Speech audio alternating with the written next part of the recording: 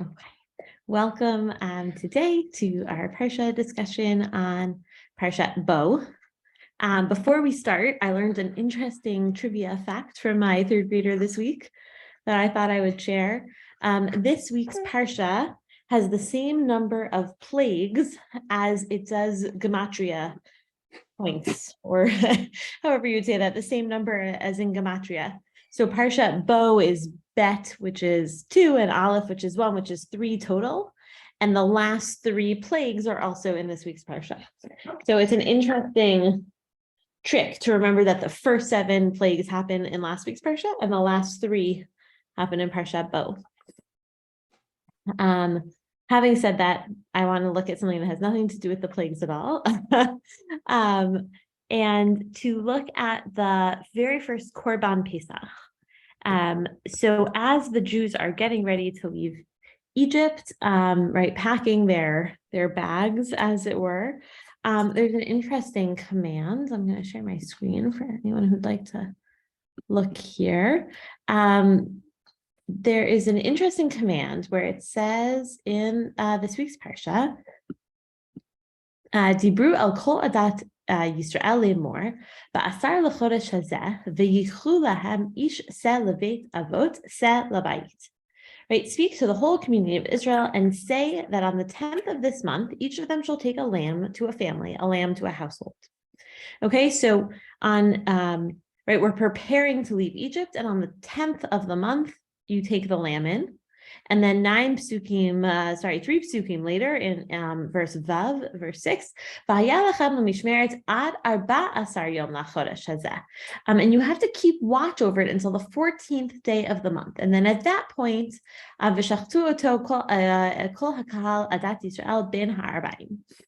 then the whole assembled congregation of Israelites shall slaughter it at twilight. So there is a lot of interesting conversation about why twilight, or what is twilight. A few other interesting thoughts here, but I think one interesting detail is that you have this lamb in your house for 4 days, right? You bring it into your home on the 10th, and it doesn't leave until the 14th when you go to slaughter it. It reminds me a little bit maybe of like the story of the guy whose house is too small and he goes to the rabbi. It's very nodding, right? So it's like a little bit hard to imagine in all of the like excitement and sort of buzz and probably anxiety about this upcoming Exodus that, we pause for 4 whole days, right? Nothing really happens in those 4 days.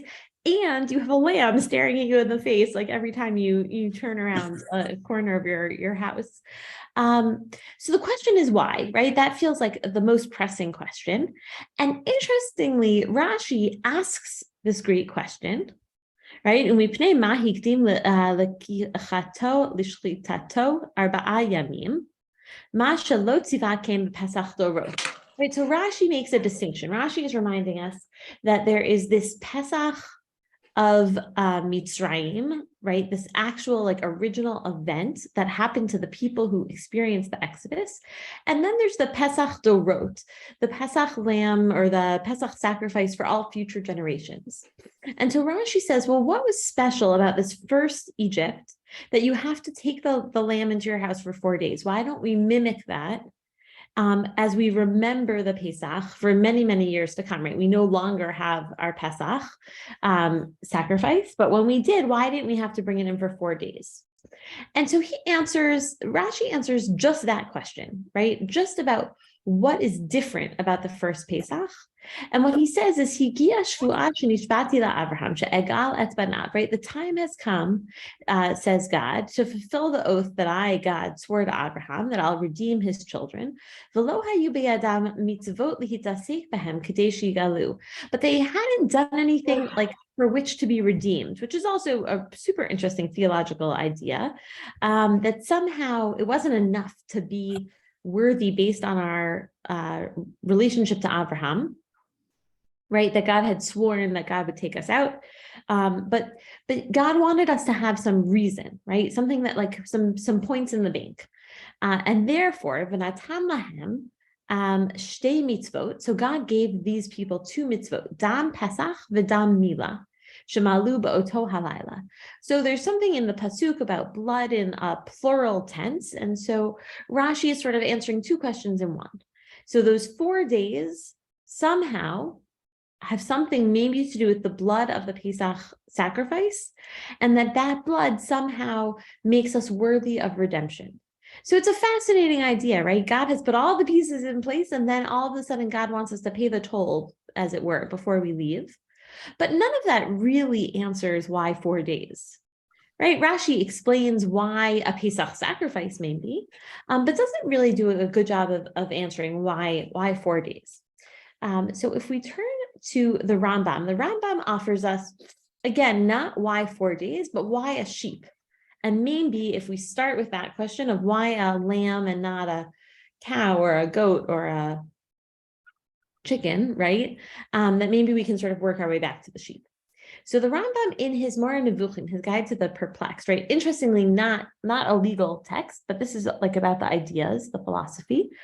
He explains that the Egyptians worshipped Aries, which is the zodiac sign of the lamb, and they forbade their slaughter and despised shepherds, right? This is sort of like a mismatch between the Jewish people and the Egyptian people, because the Jewish people are shepherds, and the Egyptian people hate the shepherds because they revere the sheep. So for this reason, we were commanded to slaughter a lamb on Pesach and streak its blood on the doors in Egypt to cleanse ourselves of these ideas and publicly demonstrate our rejection of them.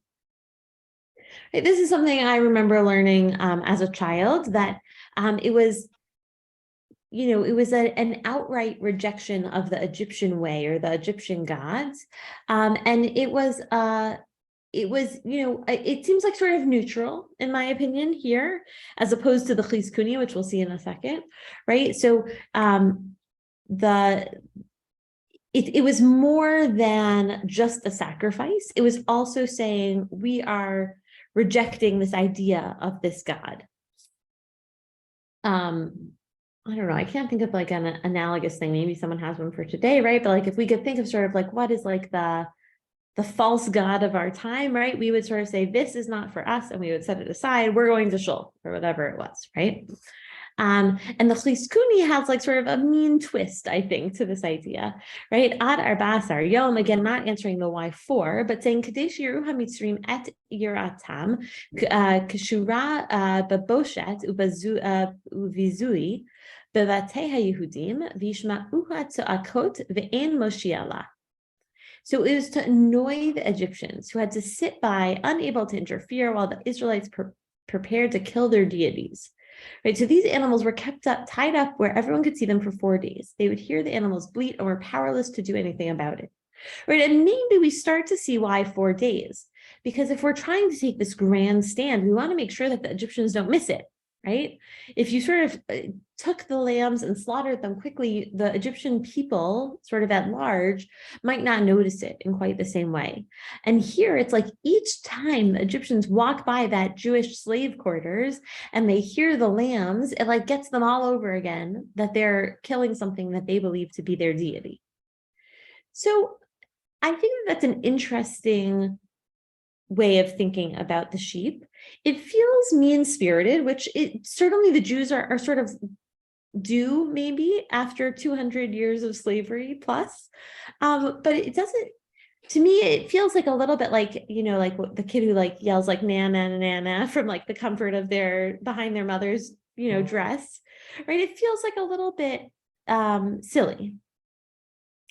And so I think we can do better, maybe, is the way to say it. So here is an interesting idea from the Kedushat Levi, which is a more Hasidic text. And the Kedushat Levi says that they had been instructed to keep watch over each person's lamb, to be sure that it was not physically blemished, but even more so to demonstrate their faith in God, that although slaughtering a lamb, which was a deity for the Egyptians, and therefore a provocation of their masters, they were not deterred by the physical danger they were exposing themselves to by doing this. Right, so here the Kedushat Levi is saying it's not to really it's not to make the Egyptians' blood boil, but because we know it will, it's a bigger show of faith. right? If it's a little bit more risky, if you're taking something more valuable, it's a bigger show that we had faith that God will protect us from the Egyptians, right? Each Jewish household tied their respective lamb to their beds, daring the Egyptians to do something about this after they had told the Egyptians, who inquired about the meaning of this, that this lamb would be slaughtered at the command of the Jewish God on the evening of the 14th of the month. In the event, the Egyptians gnashed their teeth but did not dare to take any countermeasures. So it seems like on some level, it's less about poking fun at the Egyptians and more about making it clear that the balance of power has shifted. Right? This is a power play. It would be less of a power play to demonstrate their thanks to God using something that didn't annoy the Egyptians in some way.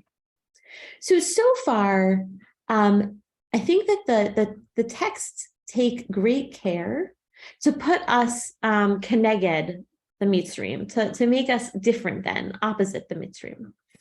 And I can pause for a minute if anyone has thoughts or questions, ideas.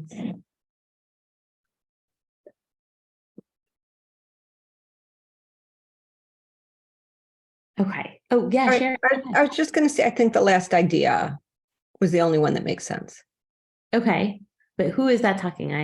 Tammy. Oh, hey, Tammy. I can only see four boxes at a time. The last idea. Okay, good. I like that. So you're I saying, forgot his name because it's not showing. oh, sorry, the Kedushat Levi. So this idea that it's like about publicly shifting the balance of power. Yeah, I still don't love the idea, but poor lamb.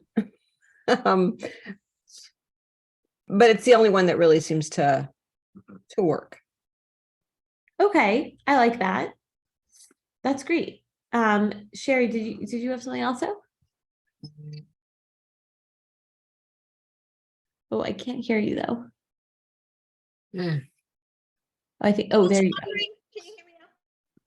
I was wondering about their circumcision. Wouldn't it take 4 days for them to recover? Oh, that's nice. I like that. So their blood sort of leads into the blood of the sheep. Maybe. Yeah. So then the lamb is like a support animal, giving them comfort as they recuperate. Well, they had to wait 4 days when nothing was really happening. Maybe they were healing. Interesting. But then you might think that I like that it gives like sort of a concrete reason for the 4 days. But then I wonder why not just say to take the lamb on the 14th? Oh, right. But it's good. I mean, it's nice because it ties in the idea from Rashi about the two bloods being linked. It's good. I like that. That's a good one. So all of these ideas, right, both Tammy's and Sherry's and the ideas here still are sort of keeping us in contrast to the Egyptians. But there is a fascinating sort of counter line of commentary that puts us almost alongside the Egyptians. This is Shmot Rabbah, so like a pretty old text, not a radical new read. But here, what it says is, "V'china tamotzei l'Yisrael k'shahayu b'Mitzrayim hayu ovdin ovodat kochavim." Right, that the Bnei Israel became idol worshippers during that time, which we know, right? We know that we have a tradition that several Jews sort of got lost in Makat Choshech. Several Jews never chose to leave Egypt. They wanted to stay behind with the Mitzrayim, and they met that same unfortunate fate. And that only like the truest believers sort of made it across the water and onto the promised side of the Red Sea. But here, the Midrash imagines that everyone, v'lo hayu ozvinota, that no one wanted to forsake it, right? That like when you were in Egypt, the Egyptian way of worshiping sort of became, they became taken in by it, right? It made sense to them. And they have a pasuk that sort of explains it from Yechezkel. And so Amarlo, skipping the pasuk, Amarlo HaKadosh Baruch Hu Moshe Kol Zman Sheyisrael Ovdin Elohei Mitzrayim Lo Yigelu. Right, I'm not redeeming people who worship the Egyptian gods. Like, great, God is drawing a line in the sand. They can do lots of things, but they must get rid of those gods in order to come with me. So Lech ve'amor lahem, right? God says to Moshe, go and tell the people, she'yanichu me'asehen hara'in v'lichpor ba'avodat kochavim, that if they want to come with me, they have to forsake their evil ways and atone for their idolatry. And this is what it says, Mishchu uklu lachem in Shmot Yud, so coming up soon. Draw forth and take. Kolomar mishchu yidechem avodat kochavim, withdraw your hands from the idolatry. Uklu lachem son, and take the lamb. V'shachtu elahem shel mitzrim v'asu pesach shebekach hakadosh baruch hu posach aleichem. Right, and this is what we know, right? So why 4 days? Maybe has something to do with the idea that Bnei Israel has to like look hard in the mirror. Right, for 4 days, they have to look at the object that they too have begun to associate as being godlike, and they have to get to a place where they can slaughter it. Right, because imagine if you had sort of gotten taken in and really started to believe the Egyptian way of worship, to slaughter that sheep would have been a lot of hard work on your part to sort of come to terms with the fact that your God was telling you to kill the God that you had started to worship when you thought your God had forgotten you, right? It like becomes very complicated. And this idea that you then, you have to work yourself up to it. Right. So this 4 days, I like your read, Sherry. I think it is like a very holy read, right? That these 4 days are recuperating from doing this mitzvah of the Brit Milah. But I think that the Shmot Rabbah is imagining those 4 days as like a time where Bnei Israel had to like daven on it. Was this the right choice? Should they follow the sort of the God of Abraham that they thought was about to redeem them, if it meant having to let go of the God of Egypt, which they had come to identify with? I think it's a very bold read.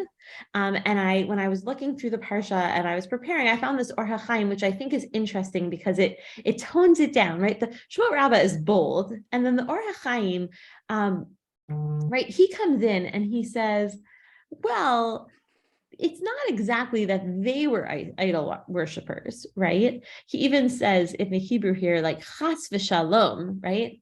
Ein kavanatam, right? The Midrash talking about them being idol worshippers. Right? God forbid they were actual idol worshippers. Right?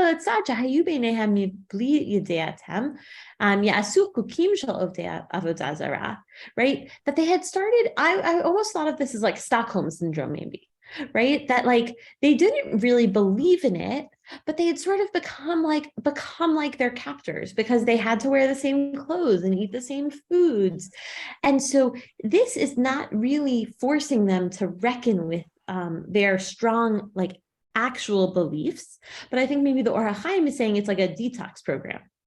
Right? Before they can leave Egypt with Hashem, they have to be divested of this like false thing that has been foisted upon them. Right, a reprogramming, or I think there are like rabbis who do that when you join a cult and your parents rescue you, right? They have like this deprogrammer. So it's almost like the sheep is like the deprogrammer. You have to look at that sheep until finally you say, oh, right, I don't believe in this sheep. This was a mistake, right? I only thought I believed in the sheep because for the last 200 years, I dressed like an Egyptian, I ate like Egyptian. So why wouldn't I sort of worship like an Egyptian, right?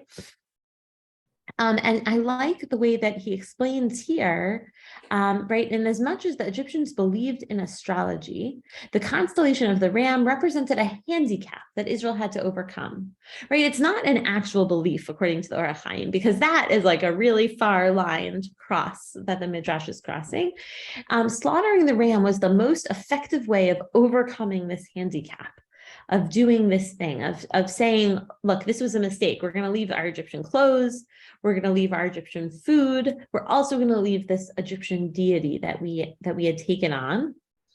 And then I think that there's a phrase here in the pasuk that makes a lot more sense, right? So here it says, the last part of the pasuk, v'shachtu oto kol kahal adat Yisrael, right? Everyone of Israel has to slaughter this sheep together.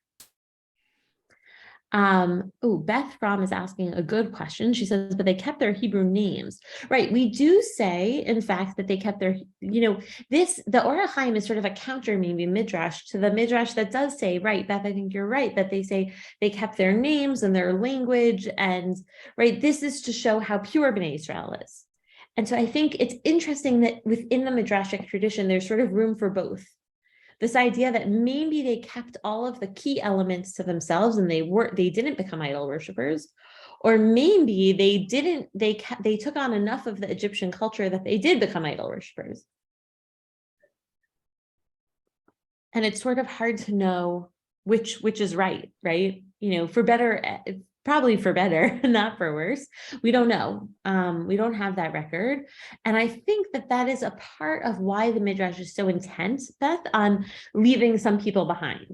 Because it allows for both narratives, but it allows only the best ones to leave, right? And it's an interesting thing to realize about ourselves, that when we say we're Bnei Israel, right, we descend from that slave culture, we only descend from the people who are holy enough to withstand the Egyptian culture, because the ones who weren't, they died in Egypt. We're the ones who left Egypt, right? We're the ones who had the fortitude to leave. How many Jews actually left Egypt? I don't have that number offhand, but I'm sure the Torah does. I'll have to look into it for you, Anna. But they do some complicated calculating, to your point, right? To say, many stayed, right? Many stayed in Egypt, many. Right, we say that. And that Choshech was sort of the time where like the Jews who succumbed to Egyptian culture, like ran to their Egyptian, it's sort of, it imagines like that the Egyptians would take them in. I'm not sure that that's true either. But the Chizkuni catches that phrase of every one of the Jewish people shall slaughter it. And like many of his fellow commentaries, he says, "Shelo yuchal shum Yehudi lahatil el chavero hadavar," that no one could delegate this to a fellow Jew, right? In other korbanot, if you were sort of busy or stuck at home, you could say, "Please take my pigeon or my flower or my sheep to the Beit HaMikdash and have it slaughtered on my behalf." But the Korban Pesach, there had to be something sort of that you did with your own hands. Right, that they all had to be partners. And here, interestingly, it says in parentheses, right, not my translation, it says financially. But what I was thinking when I read this was, of course they all have to do it, because there was something psychological about it, right? You had to physically be able to say, I am setting this sheep aside, right? I'm willing to kill it because it's not a god to me, whether it's because of Stockholm or whatever, right? This is different. And you can't really like dispatch that to your friend to say, please show that I believe by killing the sheep while I look away because, right, this sheep is my friend or my god.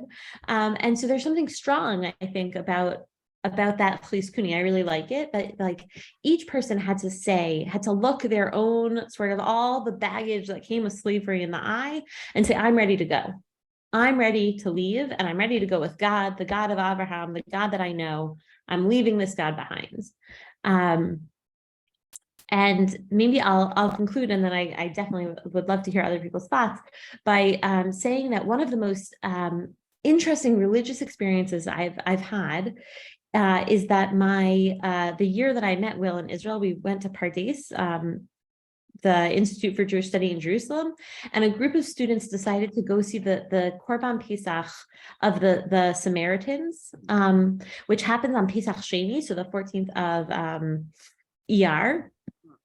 And it's a fascinating thing. So there's a very small, it's a dying community of Samaritans that live in the hills. And I meant to look up the exact region they live in Israel, but we rented a bus and they welcome people. It's like sort of a spectator sport at this time. And that's the picture. I don't know if anyone saw, I meant to show, let's see, let me stop the share for a second. I'll find the picture. That there is a fascinating sort of what you might imagine the Korban Pesach would look like. And so you are coming down the, let me just find the picture. You're coming down the mountain from your homes, and all of these people in their homes, they have this sheep. And the children dress the sheep up in all kinds of cool ways, like with flower wreaths, and some of them have spray paint, I think, to sort of tell you which is which. let's find this picture here. Let's see if it shows up. This is where it should be. Uh-oh. And here it is. Okay, 1 second. Let me reshare my screen. And then their Kohanim sort of walk in this long line down from like their shul to this like slaughtering arena. It's like a little gladiator-ish because all of us are sitting around in the stadium they've set up for it. Oh, why isn't it showing up now? And oh, there it is. Okay, so this is a picture I took from like where I was sitting in the arena, and this is like on my camera from 2011, so it's not terribly good quality, right? But all of the sheep have these different things. You can sort of see this one has like a wreath around it, and all the kids are there to say goodbye to their sheep. It's like, I found it a little traumatic. And then the Kohanim all, they arrive, they recite all of this part of Shmot out loud in like a sort of Sephardi way of like reading it, reflectively. And then they get there and all of the men dressed in these like white, sort of like CSI uniforms, take their knives. I think that might even be, maybe he's holding a hat. It's a little hard to see. And they line up their sheep over these long troughs and they kill them. And the smell is outrageous. And it's very like gruesome for someone who's not used to it. But all I could think of at that moment was like, oh my God, those poor kids. Like this sheep had become their buddy. They dressed it up, they talked to them, they give them like little kisses before they left the arena. And then they had to watch their brothers and uncles and fathers and grandfathers slaughter all of them. And then they had to eat it. And I thought like, there's no way I would have eaten that sheep. Like my children cry when I threaten to throw our chickens in the soup pot, which is like a joke. And so, I don't know, like really for me, it made the text come alive and it made me think like, what would it have, right? It must have been much more poignant to kill a sheep that had been in your home for 4 days, whether it's about like the deity or not the deity, in a way that I think, is powerful. And then I was thinking, my mom and my aunt sent us to this funny camp in Boston called Drumlin Farms Camp, where they like put you to work on the farm. It's like we were volunteers, like our parents paid for us to be there, but we would muck the stalls and take the eggs in, and it was really a lot of fun. And the farmer said to the group one day, she said, "Oh, this year we're going to eat Betsy, one of the cows." And I was like, "Eat Betsy?" And she was like, yeah, like it's so much more meaningful. Why do you think you go to the store and you sort of pretend that your hamburger is something called a hamburger and it doesn't come from a cow? Like I eat it with so much more reverence. And I was thinking, maybe there's like an aspect of reverence there, right? And I've remembered that story for 30 years, right? So like it clearly stuck with me, this idea that you might eat something you had named and grown attached to on some level. And I think that maybe the Korban Pesach is a little bit like that, right? Whether it's about idol worship or not about idol worship, like how comfortable we are with that narrative, it might be different for each person. And I'm curious for whom that resonates.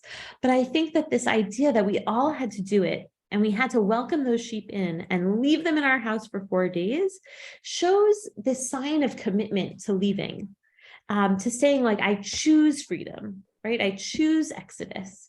And of course, we forget a lot of that. And we'll see a lot of whining in the midbar, but like we at least started out on the right foot. And I think there's something very powerful to that it's okay to grow attached and then also say, and now I'm done 4 days later, instead of it being a little bit more, pick up the hamburger in the hamburger section of the store, which involves a little less of that sort of commitment. I don't know. I'm going to stop talking. I'm curious what other people have to say.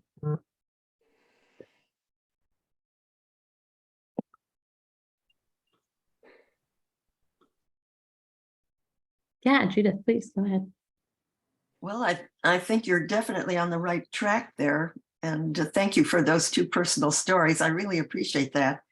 I was very much influenced by a teacher who did quite a number on sacrifices, insisting that the sacrifices in the temple, when you bring an animal, really it represented yourself that you were sacrificing, and the animal is standing in for you, whether it's for your sin for which you deserve to die, but you have this out where you can get Mhm. what do they call it when someone has the baby for you? The Oh, a substitute. surrogate. Yeah, surrogate.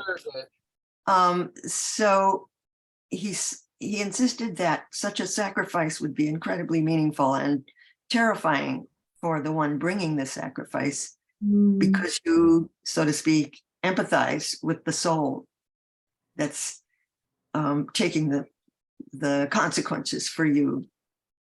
So I've thought about that a lot, and in this context of the Korban Pesach, I think it could represent that part of us that we have to turn our backs on and let die, so to speak, as we make a deliberate, conscious choice to do something more important, even if we don't understand how we're going to achieve that or where it's going to take us, or, it's totally unknown into the desert, but somehow we feel compelled to take that step.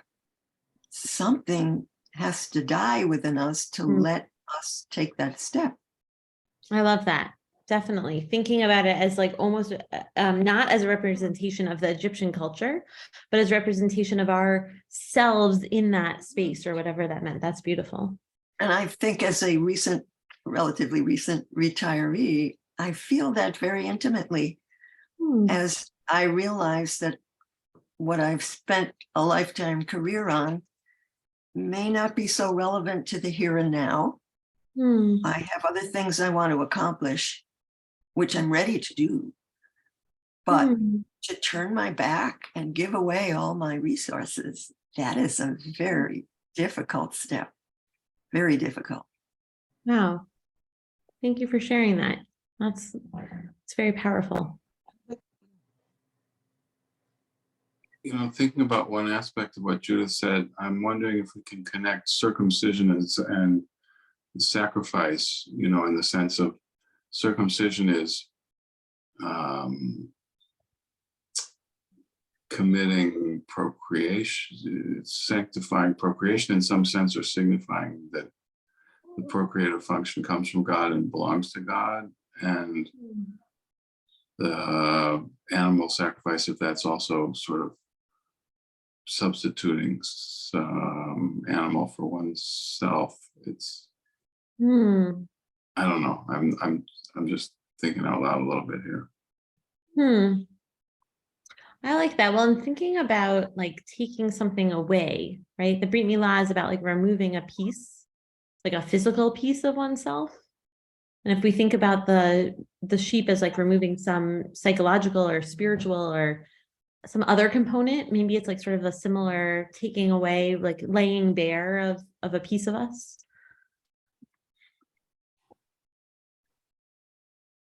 And it could be all of the child being sacrificed, but we don't do that. But we remember it's so just like Brit Milah is like a stand-in for a bigger thing we are not ready to sacrifice, the sheep is a stand-in for a bigger thing we might not be really ready to sacrifice, but we're going to do it. Yeah, you're completing my thought for me. Thank you. That's beautiful. I love that. And I love, again, connecting it back to the Brit Milah is great.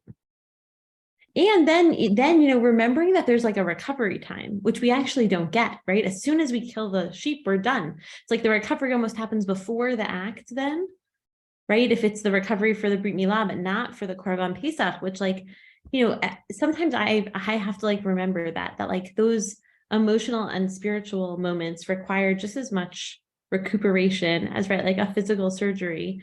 And we don't give it to ourselves then. And maybe that's partially why we see the after effects for so long, right? For that 40 years.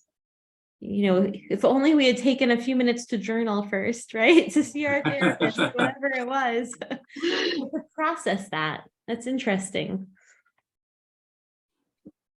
I had one thought. Yeah, please. I agree with what everybody said, but one other aspect could be that all pagan cults all consist of, number one, idolatry.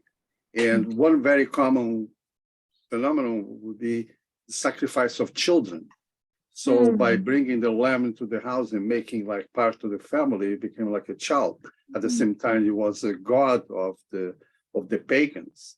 So in one single stroke, God might be saying, go sacrifice this child in your family, and you'll be sacrificing the god of the pagans, and I am Hashem.